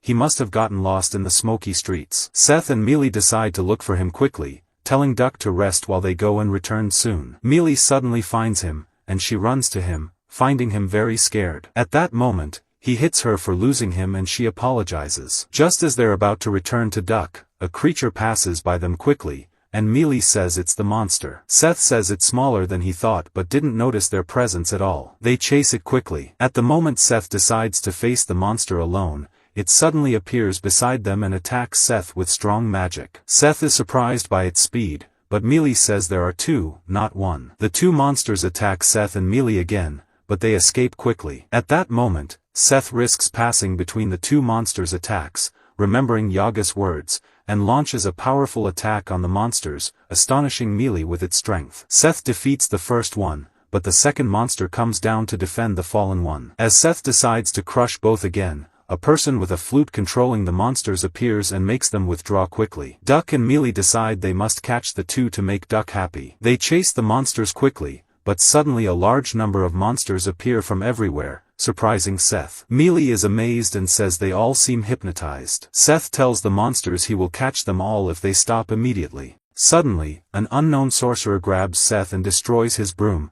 saying he has one question. Seth asks who he is, and the man replies, "I am Grim." Grim asks why Seth is interested in these monsters. Seth, surprised, asks why Grim cares. Grim says he is chasing these monsters as they might be the key to the person Grim exiled many years ago. Seth says the nemesis belong to them. Grim, surprised, asks if Seth has a team and where they are. Seth says he won't explain everything to a stranger. Grim draws his weapon and tells Seth he won't repeat his question. Seth says Grim doesn't understand, and he has nothing to say. Seth attacks Grim, but Grim easily deflects it. Grim says he will disable Seth to get the answers he wants. They fight, but Grim controls the battle and easily defeats Seth. However, Seth stands up again and prepares another attack. He uses the astonishing skull attack, but Grim deflects it effortlessly. At that moment, Mealy attacks Grim, but he disappears instantly. Mealy says he couldn't have escaped unscathed. Grim reappears, asking if Mealy is part of Seth's team. They are shocked that he is unharmed. Grim says he's in a hurry and must leave, but will meet Seth again soon. Seth accuses Grim of running away, but Grim reassures him they'll meet again. The inspection unit arrives and informs their leader. On the second day, the inspection team is searching for Seth and Mealy everywhere in the city. They are hiding in a garbage bin, exhausted from the awful smell. Doc yells at Seth, saying, "Did you have to cause trouble as soon as we arrived in the city?" Seth replies, "I told you before, I was chasing the monsters when suddenly the bandaged man attacked us, and I was in big trouble." Doc asks, "Who's the idiot who's so violent at home that he gets hurt in the middle of the city?" Seth responds, "There were so many monsters." Doc, shocked, asks, "So many monsters?" Seth confirms, "Yes, more than 15 monsters." Doc, surprised, says, "That's impossible to catch them all." But then he gets excited because if he can capture all these monsters, he can pay off all his debts and marry Miss Melba. Seth tells Doc, "Let's catch the monsters quickly." Doc replies, "First, we need to talk to the customer who sent the message." Mealy suggests, "Can we get out of here first and then talk?" Meanwhile, Drago is inside Cornad Castle, saying, "Your castle is really luxurious." Cornad, or Commander Marber, asks, "What brings you here?" Drago responds, "What do you mean, what brings me here? We've known each other for a long time, but you've changed a lot, Conrad." Marber replies, "My name is Commander Marber." Drago, laughing, says, "Are you trying to scare me with your muscles? I bet you're in the gym 12 hours a day." Marber sternly says, "Put your foot down while you're talking to me." Drago, smiling, says, "That's the Conrad the First no." Marber, annoyed, says, "I'm not your commander now. You should treat me with some respect. I'm in charge here, and nothing happens here without my orders." Drago says, all right, sit down so we can talk." Marber asks again, "What brings you here?" Drago, continuing, says, "You told me to sit quietly," and then adds, "I'm chasing some wizards in this city." Marber tells him, they might be in the poor district, maybe they're the ones who blew up the 12th building. Meanwhile, Mealy, Seth, and Doc arrive at a house, asking if the man there is Zeta. He says, "No, I'm not." Mealy threatens, "If you don't want us to destroy the house, let us in quickly." They enter and find an old woman thanking them for coming. Doc says, "We got a message that your son encountered a monster." The old woman replies, "Yes, our eldest son, Taj, was a victim of a monster." Doc asks, "Do you mean he touched it?" She confirms, "Yes." Taj appears and says, "I don't know anything about the monster." They are all surprised that he's still alive. Taj explains, "Yes, I'm still alive." Doc remarks, "You are very lucky to have encountered the monster and survived." Taj insists, "I don't know anything about the monster." The old woman asks Doc about the substance coming from Taj's mouth, if it is a curse. Doc says, "It looks like a curse." Doc asks them why the inspection unit doesn't believe them. They explain it's because they are immigrants who have been working in this city full of factories for 20 years. Taj's father says, "I don't know what they will do to our son if they find out he's infected." Taj insists, "I told you, I'm fine, I just have a cold." Seth says, "I will get rid of all the monsters." They go with Taj to show them the way to the monster. Doc asks Taj what the monster looks like. Taj says he saw a huge monster. Mealy asks about the number of monsters. Taj replies, "Only one." Mealy concludes, "It must be the original of the monsters we saw." They arrive at the location, and Taj says, "I saw it here. It was dark when it attacked me, so I didn't see it well, but its eyes were very large." Seth thanks him, and Doc says, "I feel dizzy and have smelled something awful since we came here." They reach a tree and are surprised. Mealy asks Doc if he recognizes the tree. Doc says, "Yes, I've seen it before with Melba, but it wasn't this big." Doc notes, "It has a lot of feathers." There is a big shake in the city. Doc says, "It's probably the drilling that has been going on for years, making the ground unstable." Doc gets scared and wants to leave, but Seth disagrees. The monsters appear and attack them, but they manage to capture them in the end. Each of them imagines the dreams they desire, but unfortunately, the pleasant moment doesn't last. The wizard Grimoire appears again and finishes off all the monsters. Seth tells him, "Get out of here before I beat you up until morning." Grimoire eventually leaves, and Mealy puts a mark on him so he doesn't surprise them again. Seth, Mealy, and Doc are talking while lying down. Seth is very upset with the wizard Grimoire and doesn't understand what he wants from them. Doc suggests, maybe he has something to do with the disappearances. Mealy asks Doc, "Do you mean the incidents that Mrs. Zeta wrote about?" Doc confirms, yes, many people have disappeared, and he is in pain. Mealy asks, are you still in pain? Doc replies, what happened was unexpected. I'm sorry, but I think I'll go back to Artemis. Seth, shocked, asks, what about the mission? Doc says, I'm just a coward and can't achieve anything anyway. I'll leave tomorrow, so leave me alone. Seth, after a while, asks, are you sure you want to go? Doc confirms, yes. Seth and Mealy are shocked by his reaction. Seth asks after a while, since you insist on leaving, let me ask you one question first. When we were fighting the Nemesis a while ago, I noticed a strange mark on its body. Doc, surprised, asks, what did you see? Seth explains, all monsters have marks. I've been studying them for years and still don't understand their purpose. The only thing I know is when these marks shine, it means the monsters are under the control of a wizard. Seth is astonished and asks, people can control monsters? Doc says, you could call them the enemies of humanity. We call them the Tamers. A person from the Tamers appears, playing a flute and controlling the largest number of monsters. We see a girl placing her hand on a monster, saying, welcome back, Matt. Many died today, and apologizing to the giant monster, who is crying and sad for his dead children. She tells him, after 15 years, we have finally reached this stage. All the pain will end soon. The rookie asks the deputy, how long will we remain on alert? The deputy replies, we will stay like this until new orders come from Commander Drago. The rookie says,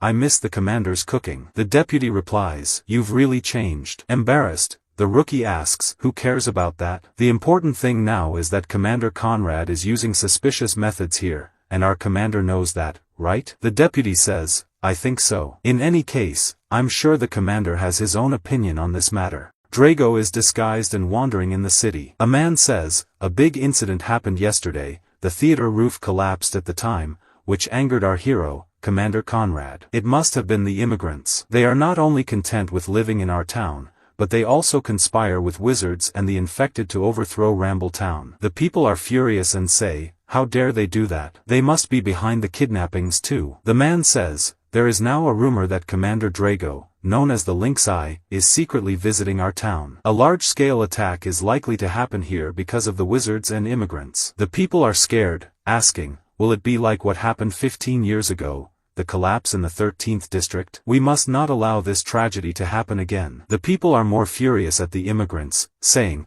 it's not enough that they took our job opportunities, let's quickly expel them from our country. We find Commander Marber standing at the castle, watching what's happening and saying, this is what's supposed to happen. Drago claps for him, saying, well done, Conrad. Marber asks, what are you talking about? Drago replies, you don't need to act foolish. All of this is happening because of you. You're the one inciting people to hunt down the sorcerers and immigrants. And soon, all it will take is a small spark to ignite Rumble City, just like what happened 15 years ago. He tells Marber, the sorcerers are just an excuse. The real threat to you is the immigrants. Marber responds angrily, my city became filthy because of them. I'll maintain the security of this country. You can call me the wall of defense. I have to get rid of those who are even more dangerous than the infected. Drago replies, that's really amazing. You think you're the king of this land, Conrad? Marber asks, whose side are you on, Drago? I'm just doing my duty as an inspector, protecting the citizens. Drago answers, citizens? You don't even consider them as people you should protect. Marber replies, of course not. To me, they're like the infected. Drago responds, this country is under your authority. I won't interfere in your affairs. But I'll tell you one thing, you're so preoccupied with the immigrants that you're ignoring the monsters moving freely in the town. So tell me, Conrad, whose side are you really on? Your answer matters as an inspector. Marber interrupts, saying, don't be ridiculous. Do you have any proof of that? Drago says, no, but I forgot to tell you something important. General Turk and the miracle workers are coming to the town tomorrow. Marber, surprised, asks, why are the miracle workers coming? Drago answers, for the same reason I came, the horned sorcerer I'm hunting. The general is worried about the trouble that boy could cause. I'm sure the general will reward you for your efforts. Conrad ponders and thinks, Drago is nosing around because he's suspicious of me. He laughs, recalling Drago's words about monsters roaming freely in the city, saying, of course not, but he's right. And tomorrow, the general and the miracle workers will arrive. If I could use a bit of force like 15 years ago, my plan will reach its final stage. He decides he'll use the sorcerers hiding in the city to start the war. Doc is on his way out when Seth asks, are you really leaving? Doc replies, of course, after seeing the bandaged man and the monster tamers, the best thing I can do is return. I'm tired of missions involving sorcerers. Millie tells him, but Doc, can't you wait until you've fully recovered before going back? Seth asks, you're just going to leave people to suffer and walk away that easily? I'm staying here. Doc answers, do whatever you want, but remember my words. There's something wrong with the inspection unit. It looks like they're deliberately ignoring the monster problem. Even if you catch Nemesis, there's no guarantee you'll get your reward. Seth responds, that's another reason not to ignore it. More people could be in danger because of monsters like Taj. That's why I'm staying. Doc replies, you're such an idiot. I don't think I can handle this anymore. He leaves, telling Seth, don't blame me if you end up dead. Kelly asks, he really left? What do we do now? Seth says, today started off terribly. Feeling hungry, he tells Millie, I'm starving right now. Millie laughs and says, let's head back to Taj's place first. Seth agrees, saying, let's go. Maybe they'll feed us. Millie jokes, I hope it's meat. They head to the house, only to find it completely destroyed. Seth searches for them, but no one is there. At that moment, a man approaches, telling them, you need to leave here quickly. Millie asks, what do you mean? The man explains, the authorities took the people who lived here. It said they let an infected person roam freely in the town. Seth and Millie are shocked, and the man adds, this morning, the inspection unit rounded up all the infected, the sorcerers, and the immigrants, accusing them of planning a terrorist attack. Seth, enraged, runs outside, with Millie trying to stop him. Meanwhile, Marber says, I'll show you the greatest tragedy you'll ever witness in your lives. People wonder what the commander's announcement will be about. Someone says, I heard he discovered the truth behind the theater terrorist incident. The commander addresses the people, saying, I know you've all been worried since the terrorist attack. But the even more terrifying truth is what I'm about to tell you. This is only the first phase of a wide-scale terrorist attack that the immigrants and sorcerers are collaborating on. The people react, asking, what do we do now? Conrad tells them, if we don't act, the tragedy from 15 years ago will repeat itself. Will you allow that? The people respond, no, we won't allow it. Conrad continues, of course, I'll help you, as the protector of the city walls, but in order to maintain balance in the town, I'll need your help. The people are confused, asking, our help? Conrad replies, yes, you can do this. Let's work together to rid our town of the filth and vermin that pollute our lives just by breathing the same air. Let's protect the town together, all of us. The people are fired up, saying, we need to go after the sorcerers and the infected. Conrad tells them, we can't show them any mercy. All we need to know is if they're one of us or an outsider. Chase down these pests and restore balance to our town. Rise up, citizens. The crowd grows more enthusiastic, while Conrad is thrilled at the success of his plan. Drago watches from afar, wishing Conrad hadn't done that, saying, you've chosen a dangerous path, Conrad. I can't just sit by and let you continue. Meanwhile, Seth and Millie search for Taj among the crowd, with Millie commenting on how terrible the situation is with people so terrified of sorcerers and immigrants. Seth responds, we can't know what they might do to Taj. Millie takes off running, while Doc, hiding in a side street, is confused about what's happening in the town. He decides to leave quickly and sees an abandoned house. Looking inside, he finds a large number of monsters and wonders why no one is doing anything about this monster nest. He becomes anxious, saying, I've decided. I'm going back to Artemis. It doesn't matter what happens here. Looking at the monsters, he mutters, this is what I expected from a coward like me. He decides to rush back home but thinks he should tell Seth first. At that moment, one of the inspection guards grabs Doc. The townspeople have caught Taj and tied him to a wooden post, chanting, let's burn this monster. Taj cries, pleading, I'm not a monster. They yell at him, shut up. Don't act like you're a normal human. Commander Conrad said this is for the good of the town, so we must do it. Seth arrives, scaring everyone away, and they plead, we were just following Commander Conrad's orders. Please have mercy on us. Seth comforts Taj, asking if he's okay. Taj smiles, saying, I'm fine. Millie tells them to get on quickly, and they move to a safer location. Conrad, watching the town from the castle, is informed by a soldier that the sorcerers are at the northern gate. Conrad orders, prepare all the cannons and aim at the northern gate. The soldier hesitates, saying, but we haven't evacuated the citizens from there. Conrad coldly responds, we don't have time for trivial matters like that. To protect our beloved country, sacrifices must be made. You understand, don't you? We attack immediately. Seth, Millie, and Taj reach a slightly safer spot, and Seth asks Taj what happened to his parents. Taj explains that the inspection unit took them because they were protecting him. Taj cries, saying, "We didn't do anything wrong, so why did all this happen?" Seth tells him, "You're right, you didn't do anything wrong. But all of this happens suddenly, and it's clear there's a specific problem." Millie adds, "This is all the work of the city guards." Seth, furious, says, "It's all Conrad's doing. I won't forgive him." The inspection unit finds Seth, Millie, and Taj, and Seth tells Millie, "We need to run quickly." At that moment, Millie transforms and says, "Why should we run? If they want to fight, then let's fight." Miley screams in anger and rushes at the guards, shouting, "I'm going to blow them all up." Seth tries to calm her down, but she won't listen. He grabs her, saying, "If I let you go, you'll attack anyone you want. They're just crazy because of their fear." Seth then says he's going to get punished, but it's Conrad who's responsible for all of this. At that moment, the inspection unit starts shelling them with artillery. Conrad addresses the sorcerers, "Listen to me, sorcerers. The inspection unit is surrounding the whole neighborhood. Surrender quickly, or we will launch a full-scale attack on you." The battle between Seth and Commander Conrad begins. The commander attacks the migrants and sorcerers, arresting them and imprisoning Miley with Doc in a cage. Seth takes on the commander, slamming him to the ground until he passes out, saying the general wants him alive. Miley tells Doc that she doesn't even have her magic staff. Doc responds, "This cage is made of black silver." Miley notices Doc is in bad shape,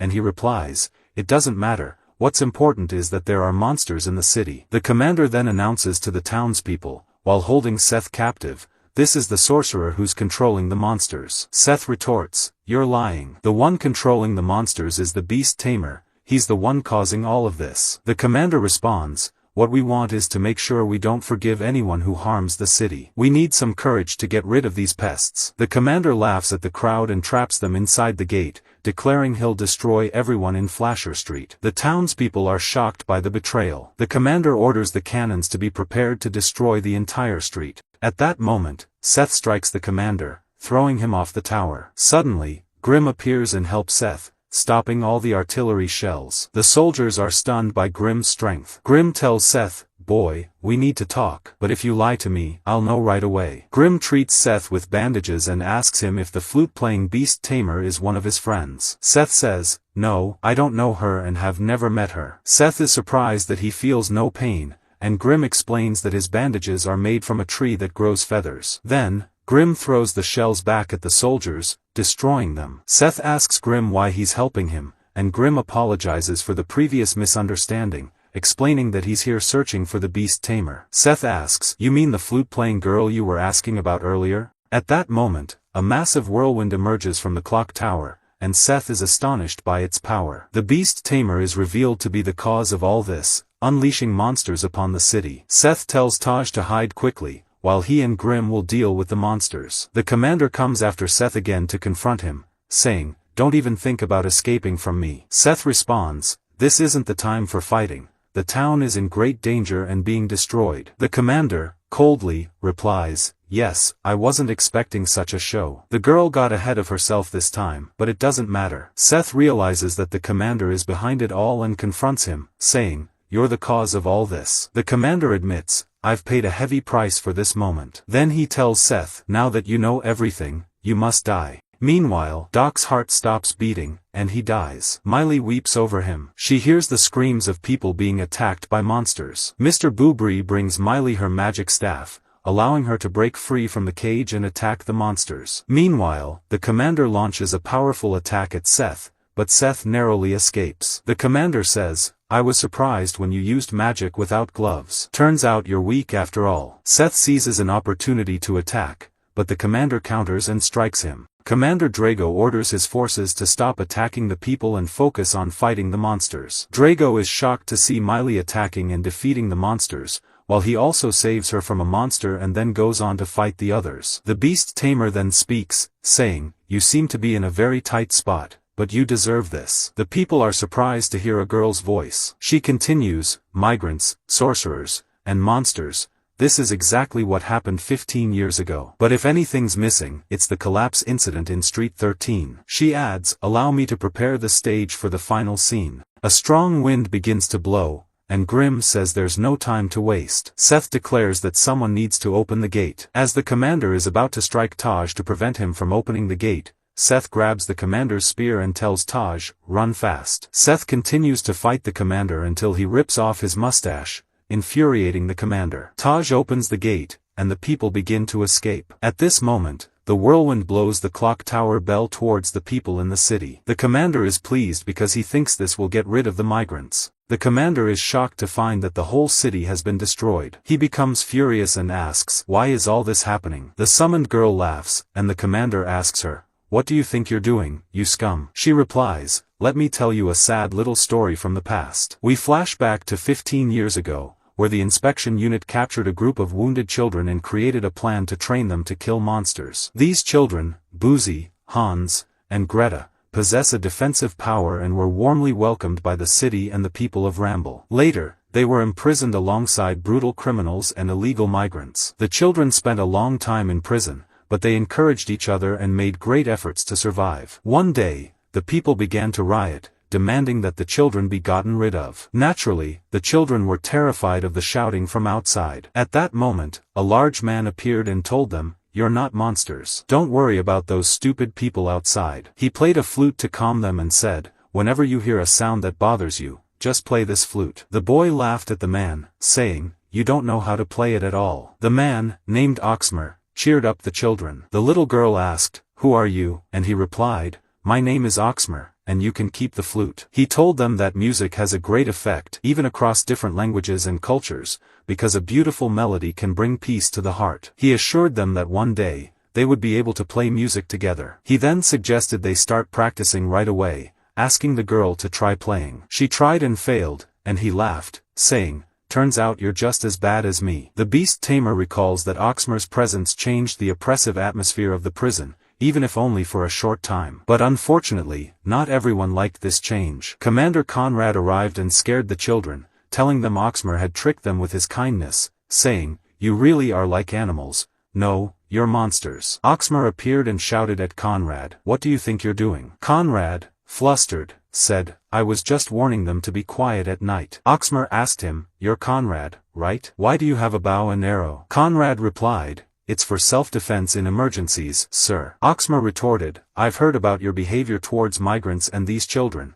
It's causing problems." Oxmer says, "These children are just like you and me." Conrad responds, "Are you saying I'm like the migrants and the wounded?" Oxmer replies, "Of course. Your inability to accept people different from you is what makes you weak." Conrad gets angry and asks, "Are you calling me weak?" Oxmer calmly says, "Is there a problem with that?" Conrad responds, "No, I'm leaving now." The next day, a man pretending to be a friend opened the cell and helped the children escape. But the children were naive and didn't realize it was all part of Conrad's dirty plan. A fate worse than prison awaited them. Conrad had already spread the news of the defense forces' escape, which naturally terrified the townspeople, turning their minds immediately to killing. When Oxmer arrived to help, the children had already changed. After getting thrown back into prison and losing his friends, Oxmer tried to comfort me, crying alongside me over their deaths. But the man filled with hatred and spite, Conrad, was already plotting his next evil scheme. The day after the escape, a monster fell from the sky,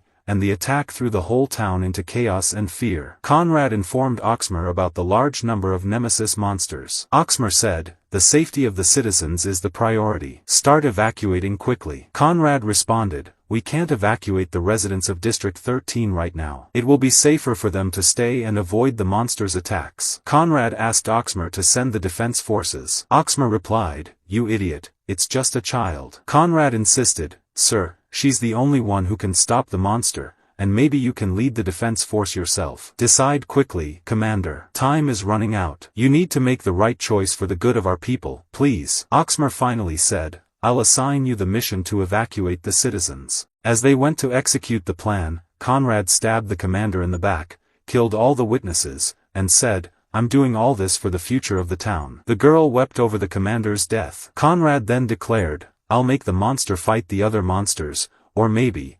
At that moment, the commander stood up and struck Conrad, telling the girl to run quickly. The girl ran as fast as she could, but Conrad struck the commander again from behind, killing him this time for real. The girl cried, having lost everyone she loved, and asked, "Where am I supposed to go now?" She found the flute in front of her and remembered the commander's words. The girl played the flute, and all the monsters gathered around her. She trembled in fear and told them to stay away, but was shocked to see they didn't attack her. Instead, they treated her gently. She asked them, "Do you like music?" Eventually, the girl came to love the monsters because they were like her, outcasts, and she hugged them, saying, "No one wants you near them." At that moment, the inspection unit attacked the monsters, but the creatures took the girl and fled. The wall was destroyed, and everyone rejoiced because they were finally going to be saved. Taja's family celebrated his safety, hugging him so tightly he could hardly breathe. Commander Drago then appeared and told Seth, "There's a warrant for your arrest. Come with me quietly." Seth responded, "Is this really the right time for this?" Drago answered, "It's my job." Suddenly, the balloons holding the island in the sky started to collapse, and people panicked. Seth ran to save the city, but Drago stopped him. Seth shouted, "What are you doing? Is this the inspection unit's job, what you call protecting people? Why are you fighting?" Drago coldly replied, "You're asking why we fight? Why do you believe everything so quickly? Do you really trust what I told you earlier?" Seth declared, "Of course. I'll find Radiant and destroy it. I'm going to change this world where people are judged by their differences." Drago responded, "Then why don't you start by dealing with the beast tamer first?" Seth answered, "I'll do that whether you ask me to or not." Drago smiled and said, "Once we finish with this chaos,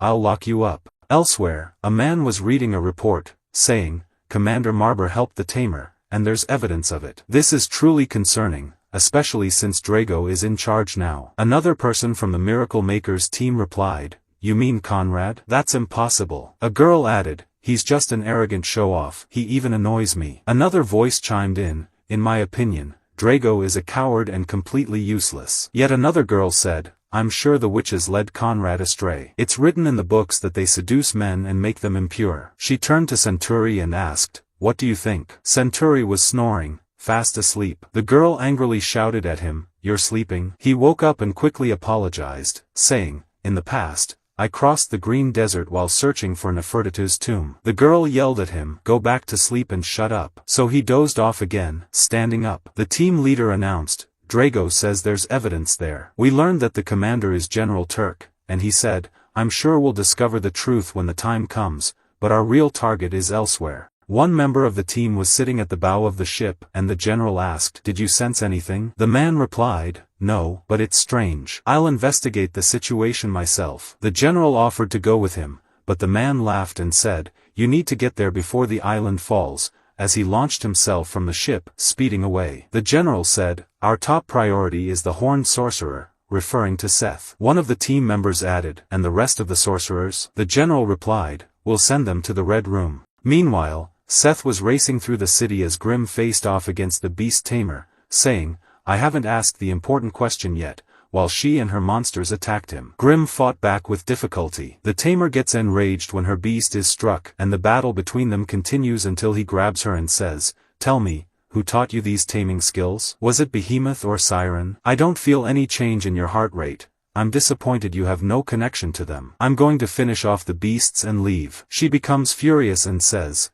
"As if I'll let you do that," and wounds him, causing him to flee in fear. Master Bibri wakes up Millie after she had fainted, and Millie says, "I couldn't help people anymore," and starts crying, recalling the past. Her personality shifts, and she takes down all the beasts around her. At that moment, Seth comes up behind her and says, "Watch out, you almost stabbed me," and Millie reverts to her original personality, crying and telling him that Doc is dead. Seth is confused and says, "Doc? Oh," and pulls a tiny Doc out from his clothes. He says, "Look, Doc the baby, yes, I sensed strange magic earlier, and when I got there, I found Doc on the ground, and then Doc the baby came out of him." Doc tells them his curse has emerged as shedding. Millie is thrilled and says, "You're still alive," and then Millie's staff tells them that Grim is nearby. Grim shows up at that moment and says to Millie, "Your tracking magic is excellent," and they are shocked. Grim tells them, "I'm not your enemy, I just came to warn you. The tamer and her beasts are far stronger than you. You need to flee while the island is in chaos." Seth asks, "Do you think you can defeat them?" Grim responds, "Only if I can." Seth replies, "Of course not. You just stand by and watch without doing anything,"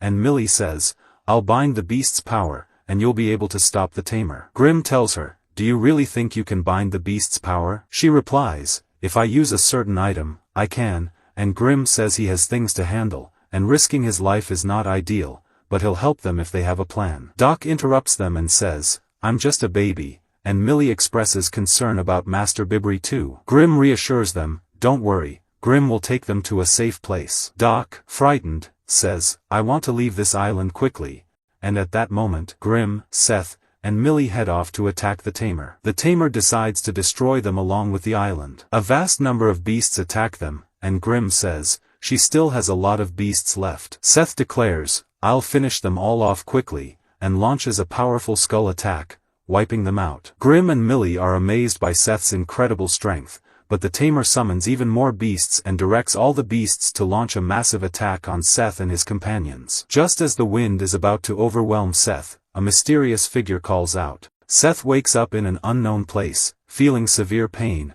and discovers he's in a clock tower. The man there says, I'm very surprised, and adds, it would have been bad if I hadn't increased the guards. The man is with General Turk. Seth asks, who are you? The man removes the cover from his head, revealing his horns to Seth, and says, we finally meet. Meanwhile, Millie is worried about Seth and searching for him. Grimm tells her, he's still alive, and we don't know what saved him, but I sense his heartbeat through the bandages I put on him. Millie says, if these beasts descend upon the town again, they'll definitely destroy it. Let's stick to the plan, and they go to face the tamer again, engaging in a fierce battle. At that moment, Millie traps all of the tamer's magic in the magic item, shocking the tamer. The tamer says, your friend, I killed him. Grimm responds, no, he's still alive. He insisted I not kill you. I'm not going to kill anyone else. The tamer is stunned by his words. Grimm draws out a massive, powerful sword and says, let's begin, then wipes out all the beasts. The tamer flees, and Grimm tells her, don't worry, I'm just going to kill the beasts. Meanwhile, Seth is still with the mysterious man,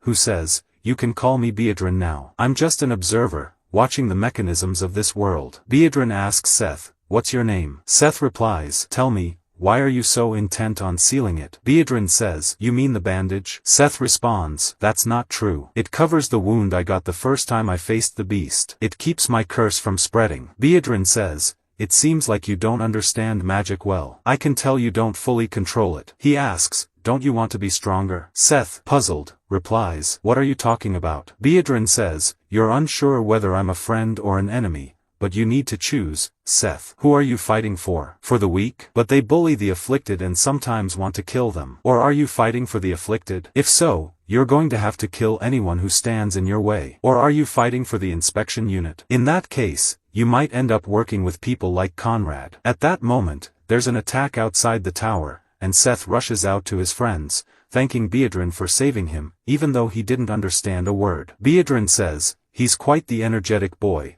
but I'll see him again soon, and adds, don't die, Seth. You're still a cherished member of my family. Grimm is fighting the tamer, and she says, you have no idea how strong the bond is between me and my siblings. Grimm is astonished and says, you managed to fit all the beasts into your scroll, and Grimm's energy starts to wane as his powerful magical sword returns to its place. Just when the tamer is about to finish off Grimm, Millie, and the entire island, Seth finally appears behind her, shocking everyone. Seth asks her, are you the one controlling the beasts? The tamer replies, you're the sorcerer who killed Conrad. He says, yes, my name is Seth. She says, I'm amazed you're still alive after falling from such a height. You must be lucky. Seth responds, it's not my time to die yet. She says, you're really dumb, and attacks him, but Seth easily dodges her strikes. She asks, tell me, what do you think you're capable of doing by coming here? Seth replies, I've come to stop you, of course. Stop talking about destroying this island already. The fierce battle between the tamer and Seth continues, and he tells her, you're talking about that dumb brute being responsible for everything. If I defeat him, then. She interrupts, and then what? You think everything will be fixed? How can you be so dumb? Do you think beating just one member of the inspection unit is enough? They pretend not to care to avoid violence, but that's not true. Those high-ranked officials describe sorcerers as afflicted and sacrifice them. They always support the inspection unit to get what they want. Seth asks, so, you want to kill everyone in town just because they act racist towards us? She replies, of course. Seth says, what's the difference between you and Conrad then? The intense battle between the tamer and Seth rages on as Seth struggles to resist her immense power, recalling the bullying he endured as a child. Meanwhile, Millie asks Grim, "Have you discovered anything new?" He replies, "Yes, this battle is over." He tells her that Seth's magic has disappeared and he stopped fighting. In a musical sense, they're playing the same tune now. Millie doesn't understand, so Grim explains that Seth has come to agree with the Tamer's perspective. Seth begins to talk with the Tamer, agreeing with her on some points, but then tells her he doesn't want to become the monster people expect him to be. He takes the scroll, throws it away, and defeats the Tamer, saving the island. The girl says, "What a cheap trick you used to deceive me. You're following your teacher's instructions to the letter." He replies, "No, that's not it at all." She asks, "Then what? You want them to execute me, or do you want to kill me yourself, just to follow their orders?" He yells at her and says, "I won't let anyone hurt you ever, and I won't hand you over to the Inquisition." She replies, "What are you going to do?" "There's nothing you can do, you idiot." He responds, "You're the idiot. What do you gain by becoming the villain?" She answers, "The problems between them and the sorcerers have existed for generations, and anyone who says otherwise is either a fool or a traitor." Seth says, "No, of course there's something more important we can do, and that's destroying the Radiant together. If we do that, then we can live together, you, me, and Alma as friends forever. What do you think?" Just as she's about to tell him that's just a dream, Seth says, "No,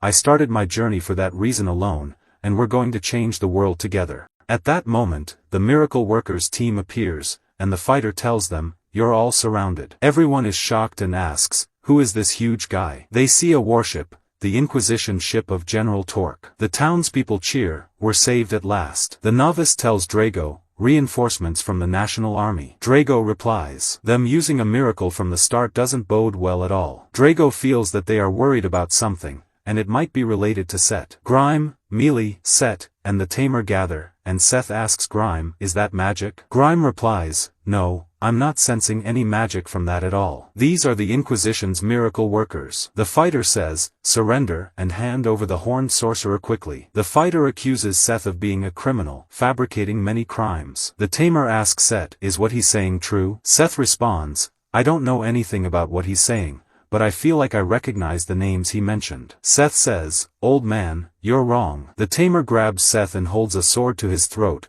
saying to the Inquisition, "I'll hand this boy over to you." She tells Mealy and Grime, "If you move, I'll kill you." The old fighter asks her, "Who are you?" She replies, "Hamlin." The fighter says, "The Inquisition doesn't negotiate with criminals." Hamlin understands that she's tricking the Inquisition to let them escape and tells Seth to act along with her, telling him, "You seem very important to them." She says to the Inquisition, "Promise me one thing. You'll release all the sorcerers in the prisons in exchange for handing over this boy." The old man refuses, and she says, "I expected that, so I'll ask for something else. I want you and all your comrades to die." She launches a powerful attack on him, but he blocks it easily and laughs, "That hurts, you're really strong." The girl gives Seth the scroll and tells him, "The creatures in there are my siblings, revive them," and she bids him farewell, telling him to run quickly, that she can't come with him. She faces the old man, while Grime grabs Seth and they flee. During that time, the old man finishes off Hamlin. Hamlin cries and says, "Set, change the world." At that moment, Seth becomes extremely angry and attacks Torque with great force,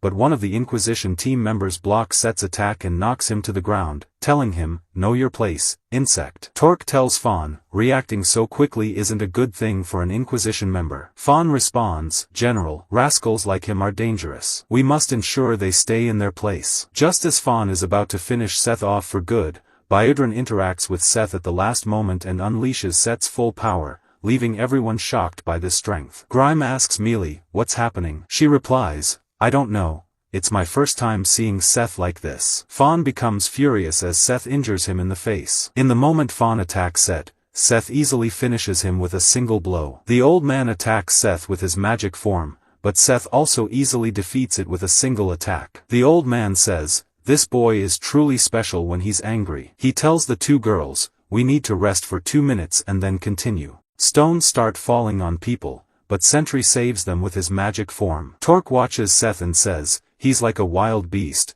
We need to hunt him before he causes more damage." Torque activates his power and prepares to fight Seth. A fierce battle begins between Torque and Seth, but in the end, Seth overcomes him. Grime and Mealy grab Seth and quickly flee. Grime wraps Seth entirely in bandages to treat him. Mealy is worried and says, it's my first time seeing him like this. Grime tells her, there's no time for explanations, everyone's looking for us. Mealy asks, then why did we come here? Grime replies, because we need to get them back quickly. Grime pulls out a coffin and opens it, saying, these are the infected witnesses of Conrad's actions. I needed to secure them, and their lives would have been in danger. Mealy says, so you took all those people who were kidnapped to protect them. She thinks Grime is misunderstood because he always explains things in a strange way. Duck and Mr. Bopri come out, and Duck says, I don't want to be locked in that thing again. At that moment, Mealy worries about how they'll escape, with Seth and Duck in this condition. Grime tells her, there's a transport that's come for us. A flying train from Artemis arrives, and Mealy is surprised, asking, what brought it here? Meanwhile, the Inquisition helps the townspeople. Torque talks to Drago, saying, I've read Conrad's report. Drago apologizes for failing to stop the rampage. Torque says, that was my failure. You succeeded in controlling your emotions and saved the innocent. The Yellow Cat team fires balloons and fireworks to cheer up the people,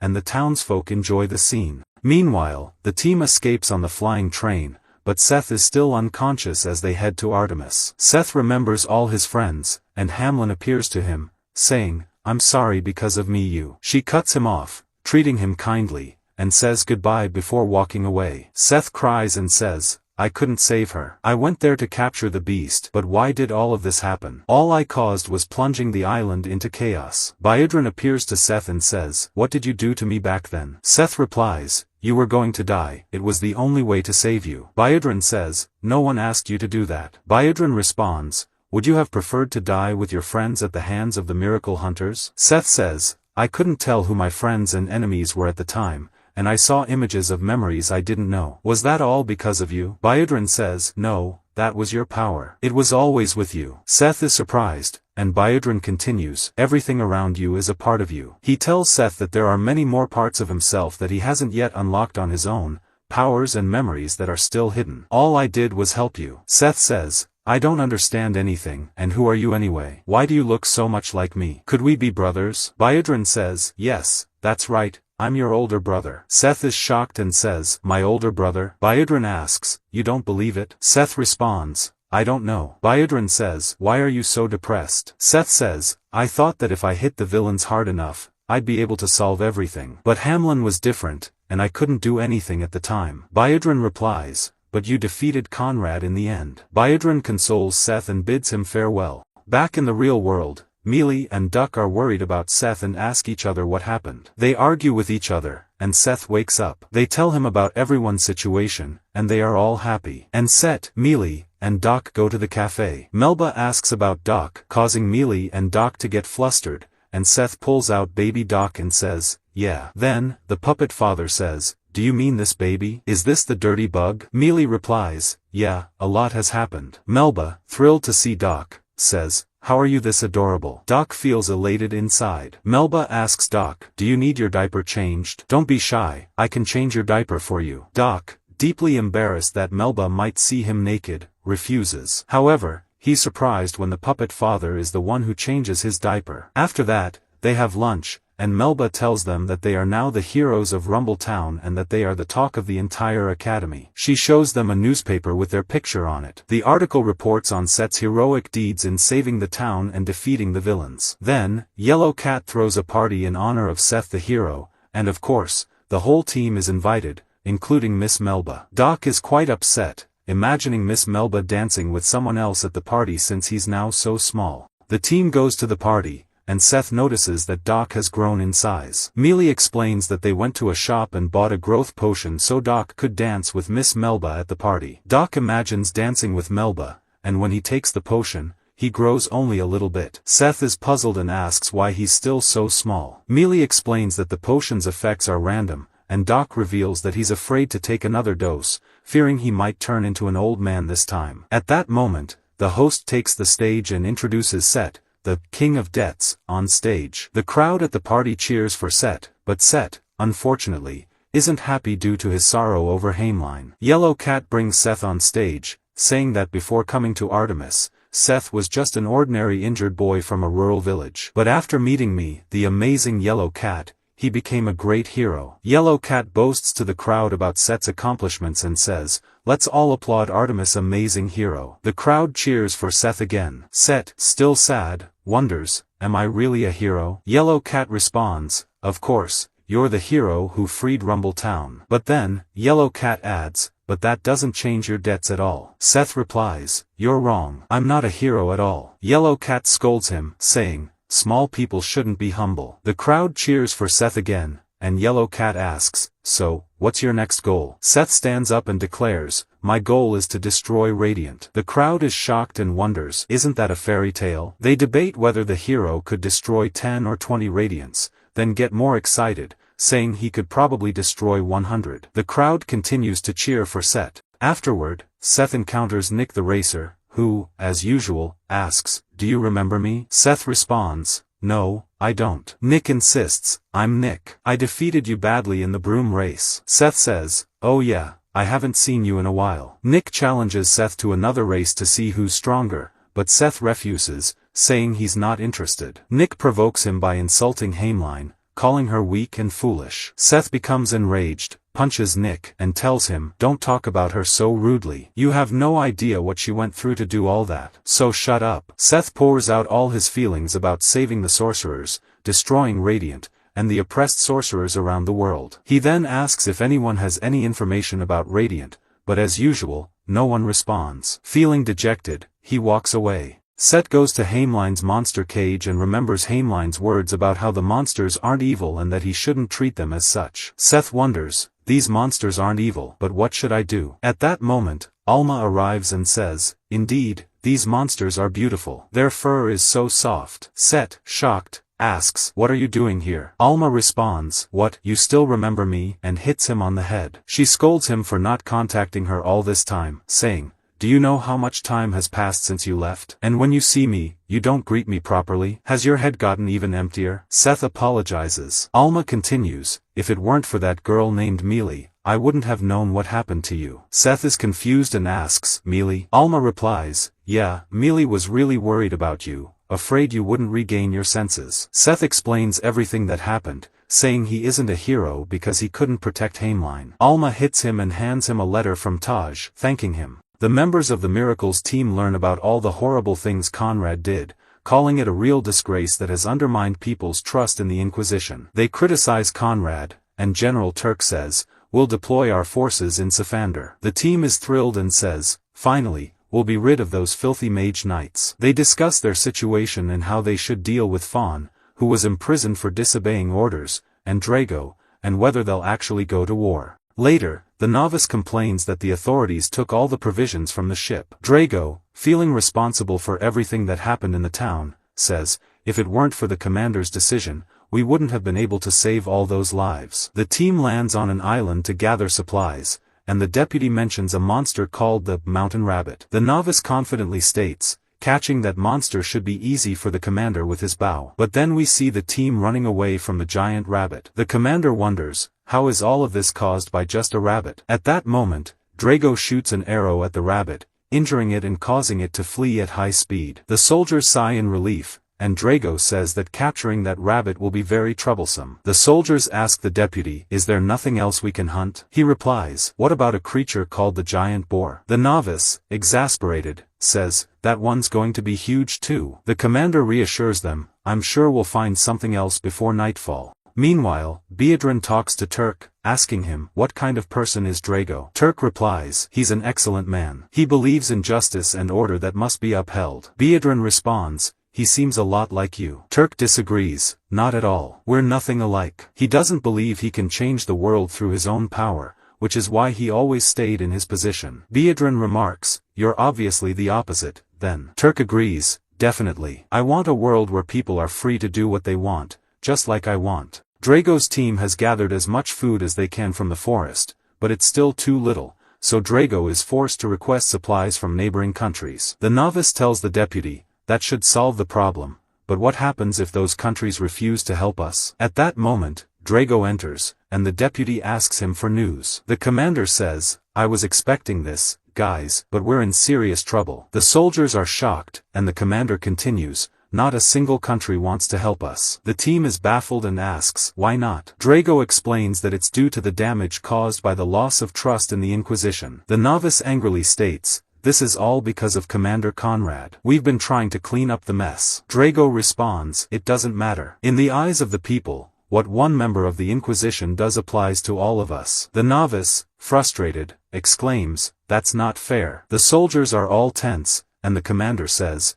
we have to find a solution somehow. After some time, the novice comes to the commander, who asks, is there something you need? The novice responds, I've been anxious about what's going to happen and what we're going to do. I know we're fighting to help people, unlike Commander Conrad. And they continue discussing their principles, so the leader says, I don't believe that a single person can change the world. I'm not like the two-horned boy who's looking for an imaginary land. Our only choice is to put in as much effort as we can. At that moment, the novice gets an idea and tells the leader he has a plan to secure food. After a while, we find the leader in his office. The deputy and the novice enter and ask about the result. The leader tells them that they agreed to supply them with food. They rejoice, saying, we succeeded, leader. He responds, your advice was spot on. And we learn that they asked the village they saved from the monster for help, and the village agreed. The novice says, we survived because you saved that town, leader. Then we cut to Mealy, Alma, and Seth sitting in the cafe. Mealy welcomes Alma and thanks her for caring about Seth. Doc is still terrified of Alma and doesn't know how to deal with her. Seth says that Doc has helped him a lot. Doc replies, I'm not helping you because I want to. I'm drowning in debt because of you. Mealy serves them coffee, and they are shocked by how weak it is. They learn it's because of ink coffee, which uses extremely expensive beans. Alma explains that it's due to what happened in Rumble Town. Seth is confused and asks, what does that have to do with coffee? Doc and Alma explain the situation to Seth. Doc is very upset about the lack of coffee and goes to see Davy, the squid,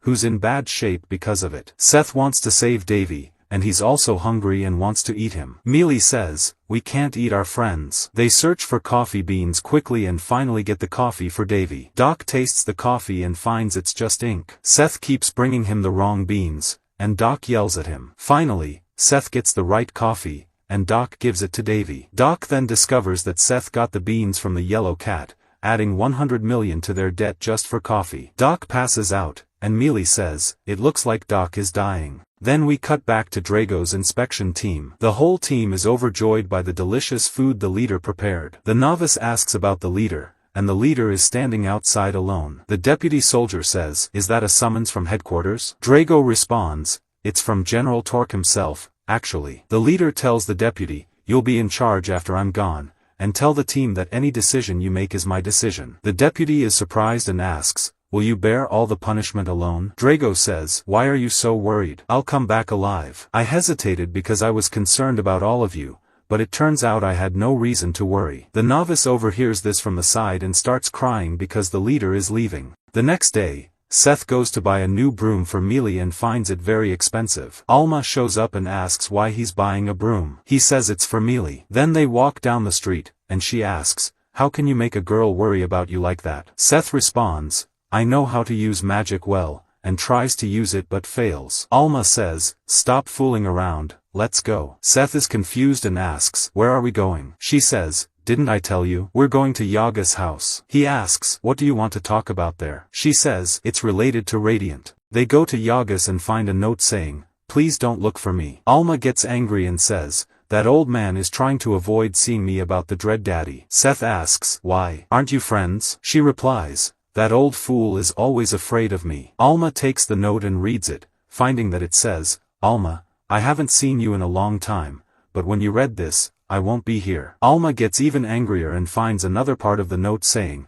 send Seth to Castle Merlin. The local knights and wizards there are looking for Radiant. Seth is puzzled about the town, so Alma explains, it's the capital of Sephander, a land on the neighboring continent. She also tells him that the Inquisitors are still chasing wizards there as well. Seth says, they're chasing wizards for nothing? I won't allow that. Alma reads that Seth has matured a lot. He's still foolish, but he'll find the answer once he walks the right path. Alma zones out while reading the letter, and Seth asks, is everything okay? She tells him, don't worry, he said the rest is up to you, and explains that it means he should just do what he feels is right. Seth goes to Doc and Mealy to ask them to come with him to the new town. Doc objects and asks, what makes you think I'd come with you? Seth replies that the Inquisitors will do terrible things there. Doc refuses, so Seth says, weren't we all going to look for Radiant together? They argue, but Mealy says she will go with Seth. Doc tells her, Mealy, you're my assistant. She replies, I won't let Seth face danger alone. They continue arguing until Mealy leaves, upset. Seth says, weren't you our friend? Doc replies, we were lucky to come back alive last time. Now you want to fight another miracle maker? You really want to put Mealy's life in danger again? Seth thinks about the problems he's faced lately. Suddenly, the yellow cat appears in front of him and asks,